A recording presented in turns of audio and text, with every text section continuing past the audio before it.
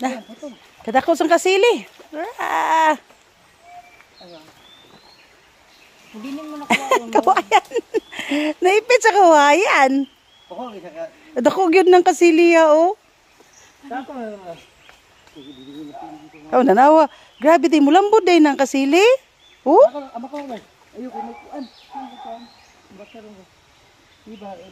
Sa sili. Asa nang kasili gani? Kasi maputol, maglupad. Ah. Dugay na siguro na. Sayang makabuhi niya, mahurot na mga isda dara. Mo ni anniversary ta, sige ta. Butungon siguro ng kawayan. Ay dili ang kawayan oh, unta. Tungon oh. Na day pingwit, mo day siya nakadakit sa dating. Ay, mahulog ka. Eh, ihubuan mo na lang.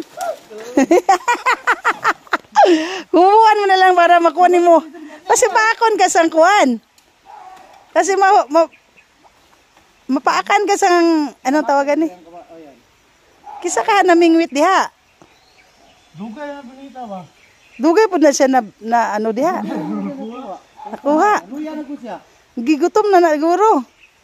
Dili na pwede ibalik diha. Dili pwede balik. Bali ang kawayan. Para makuha. Oh, nakuha na gid siya guys. Naku kayo. Sige na ko. Hala kasili. Hala kasili guys. Bago pa jud siya nadakpan. Dakuan murag bitin. Tara. Ala ba sa guna sa guday nga isda. Hala dugay na siguro na. Di tara na to. Ha? Ay dugay na siguro na. Wala na siya kakaon. Nakita lang ron. Ay ay. Ate abi na tagatuhod na. Oh, asa nakuha gid siya, nagapangawon isda. Oh. Na, saman.